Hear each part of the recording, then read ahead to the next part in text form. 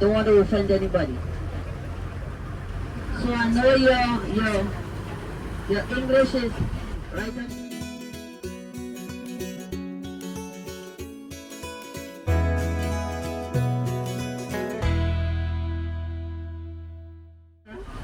Always a dialect. They have mixed, okay? As long as you understand me, I'm okay with it.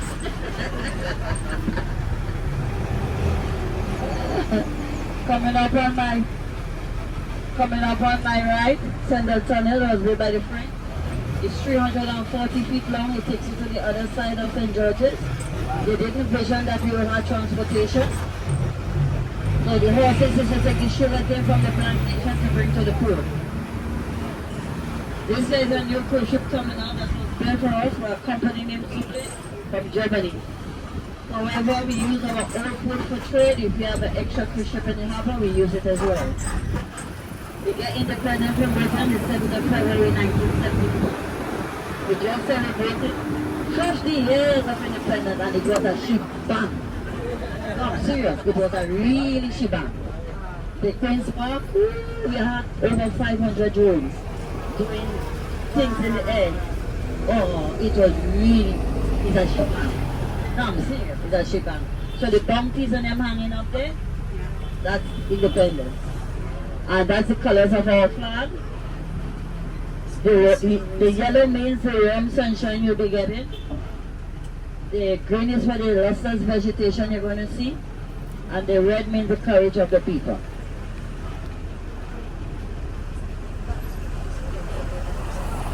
So Grenada, you are 33 meters above sea level. You are 133 square miles. You are tri-island state. We go Clarke, Rum, Martinique. We take a ferry to go Clarke, Rum, Martinique. If you look straight ahead, we call it little San Francisco. Market here, San Francisco. So we have a KFC. If we don't feel like cooking, we go finger licking food. And this year, the brickwork from England. When you bring down the bricks for us, the whole top is like this. And we have a foundation named the Really Redhead Foundation. Try to keep it like that. They make a crossover for it. They want the pump to remain antique. That's our own factory.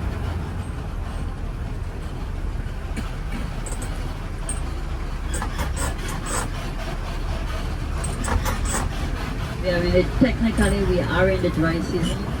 2 days ago we got some rain. The ozone is all messed up.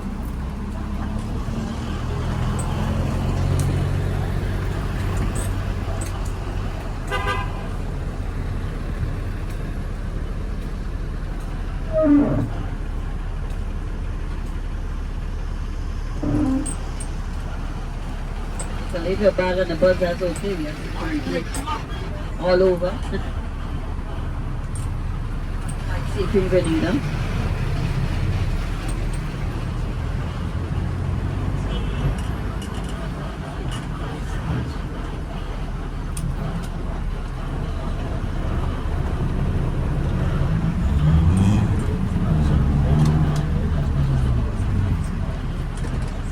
Spread our sugar cane so that when it is being offloaded onto a conveyor belt, it does not choke and cause the chopping process to become a lot difficult. Right, we good?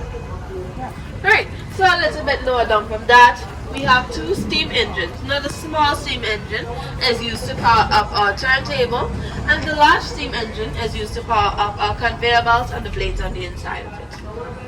Right. Do we have any questions so far, or are we good? We're good. Alright, so we're going to make our way inside.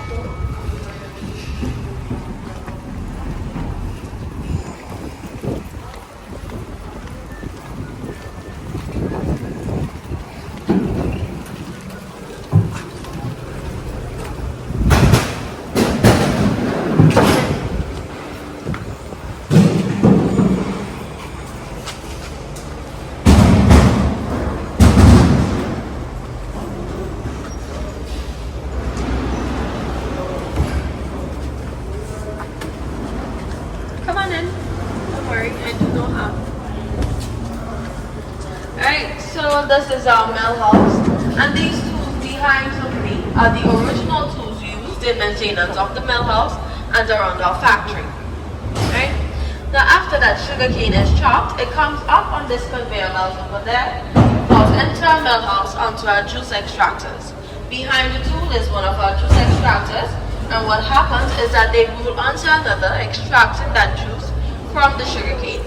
That juice goes down into a container, and the fiber or the bagasse with the excess continues up onto a second conveyor belt. It goes into a furnace where it is burnt and used as steam production. That steam that is produced powers up our engines on the inside as well as the tool on the outside. Now we have a next group, but please quickly make your way up, have a look of the mill house, and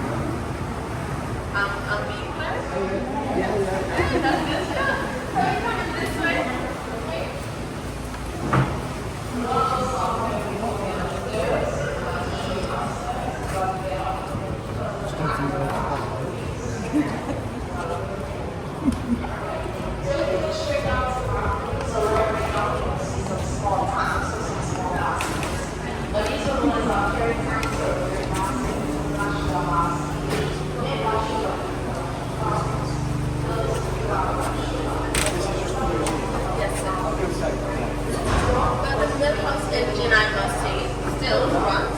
Right? The last time it was powered up was the 30th of last month. Right? So we do a very often maintenance on it just to make sure that it still turns. And it still does. This one. 1985. Right? Now after that sugar and molasses is created, it comes down to our turners right here. And these turners are going to start turning in order to prevent our sugar from bonding with our molasses.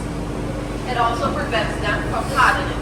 If it hardens, that process needs to start over from the top. Now after that is done, and it gets to a constant state, it goes downstairs to our curing baskets. Now our curing baskets are going to start spinning in order to separate the sugar from the molasses. That sugar is going to remain inside of our basket, and the molasses will go on the outside. The sugar that remains on the inside gets separated into two parts. Half goes to our labs where sulfur dioxide is added, and that's where we get white sugar. Our sugars are then collected, bagged, and sent out on our market to be sold. And our molasses, however, is collected, and it goes out into those tanks where they are stored in order for the rum making process to take place. Now that rectangular structure you're also seeing out there, it's called our cooling pot. And what happens is that the water that comes out from this factory goes directly into that pond where it is cooled with the help of the atmosphere. It is later on then collected, comes back inside of here to cool down the temperature. Right? Alright, so we're good? No. Do you have any questions for me? Alright. So I extract ice. So I must say that because we no longer produce sugar, we cannot get our own molasses. We import our molasses from Panama.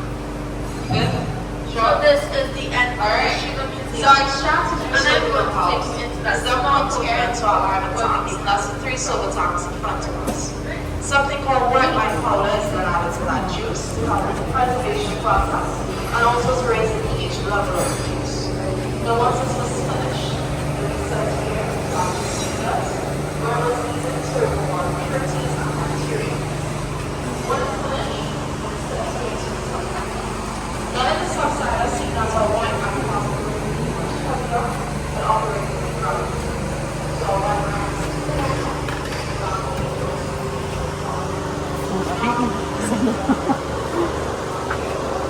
Alright. Now what we have done is this is the first review part in our rum making process. And these plants are called our fermenters, and we have 3 fermenters. Now our fermenters hold 7,000 gallons of wash.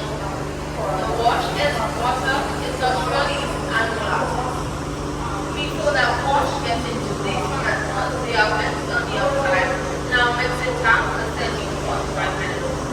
They are then pumped into these fermenters and set for 48 to 72 hours. After that, we are going to get approximately 7% alcohol and 58% sugar. Now the alcohol level goes up, then sugar level will start. Right? Now, unfortunately, we can't smell the molasses as what we're setting in our tanks. So we are going to make our way back this way so that I can explain the rest of the process.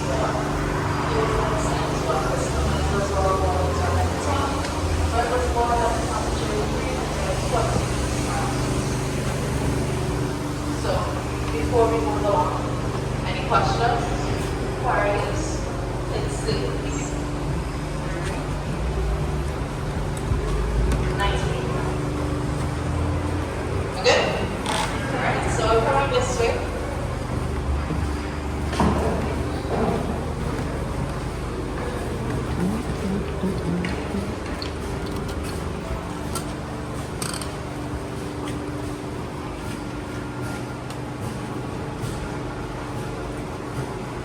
Alright, so that's right here. So coming up, that way that everyone can fit and see. We're making our way down.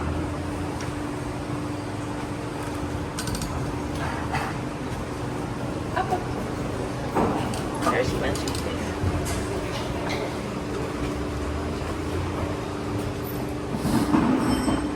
Is that everyone?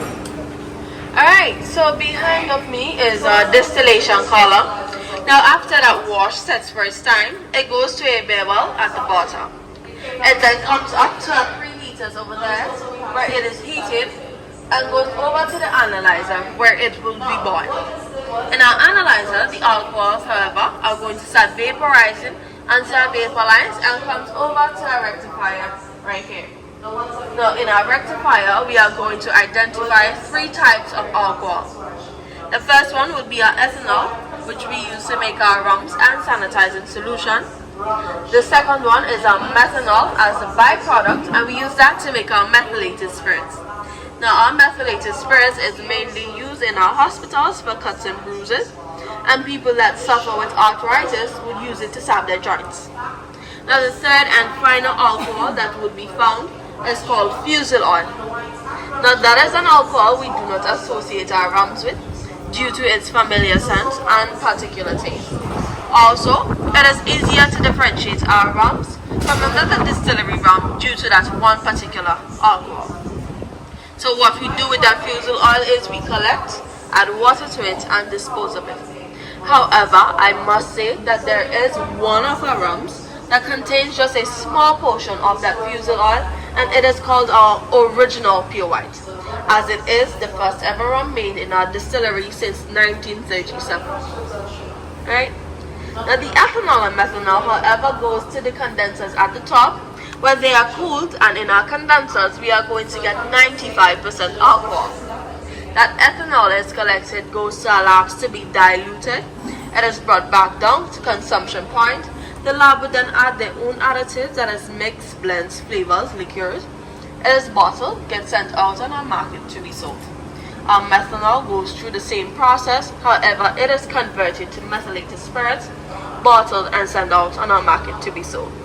Now I must say that everything that we create in our distillery is sold on our tri-island state, as we do not export. However, we do have a distributor that would distribute for Miami and New York, and also for the UK. Right? So we do 25 products in this distillery. 23 are consumable. The 2 that is not is the methylated spirits and sanitizing solution. The highest proof rum that we have is 75% alcohol, 150 proof. It is called our white ball. That is the only rum that if you enjoy the taste, you have to consume on the island, as it is highly flammable, so you cannot get it to go on the plane. Alright? The oldest rum that we have for now is 12 years old. It is called our number 37. Right? It was created to celebrate our silver jubilee.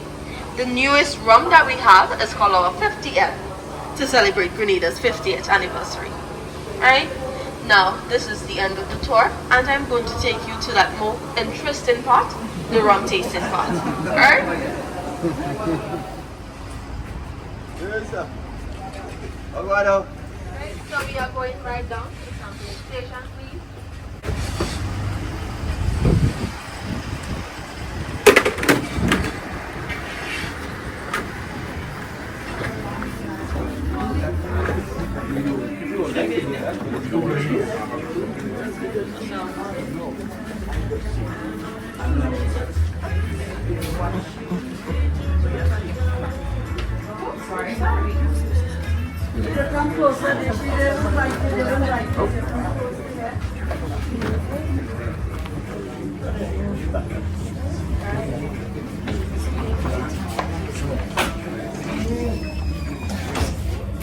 Alright, so if it is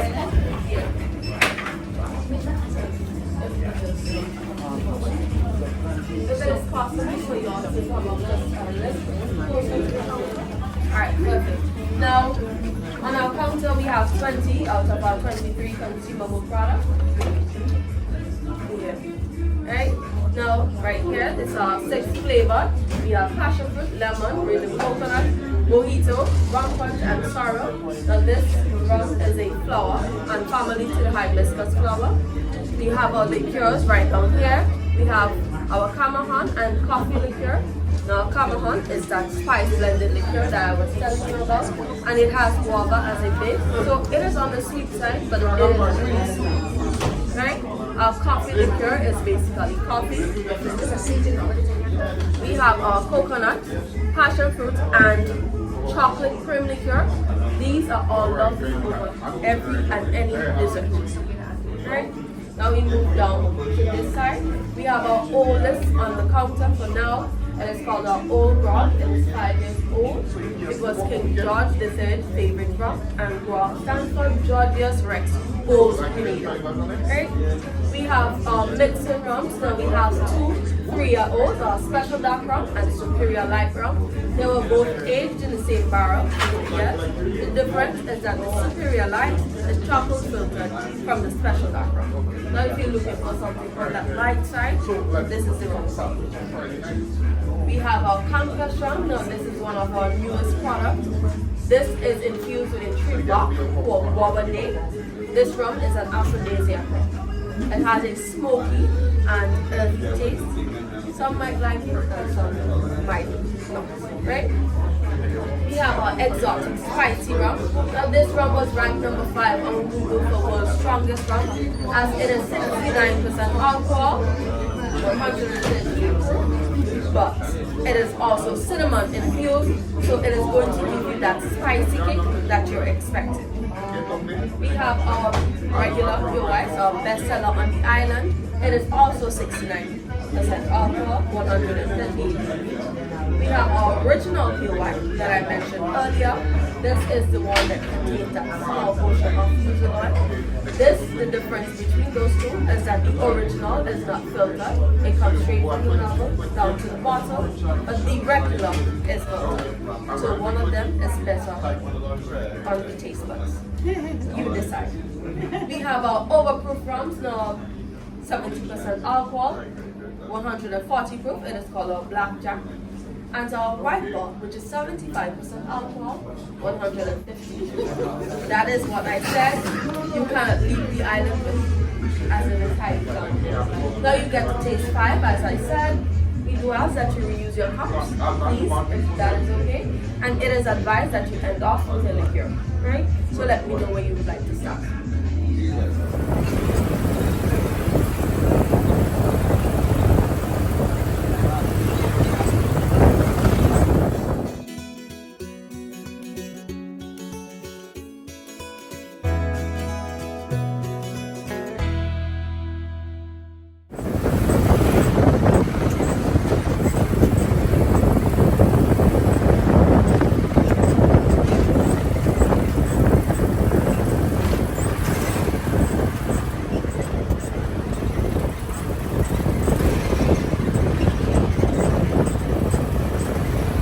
In Grenada, we have a rainforest. We have 4,100 acres of land in the rainforest. The rainforest, we get armadillos, handsome, iguanas, we eat them. Then we have one type of monkey named the Burner monkey. The security usually give it bananas and they come on their shoulders and you can take pictures and all of that. They're really nice. So I have a lady that says to me, "Sorry, twice already and I haven't seen no monkey. You lying for me." I said, So I make sure I have a monkey picture on my food. So anybody tell me, we don't have any monkeys in Grenada, I show you. Hey, look at this. That's our monkey. Up on the hill is this a small mountain. That's government land. It's called the quarters. That's people are living in the rural areas. And they come up work in the hotel industry, so it's cheaper to build a little house up that side, government land. Cheaper to build a little house than transportation up and down. So that's why we call them squatters. If the government decides to sell the property, they get preference. The orange coconut, that's what it looks like on my land.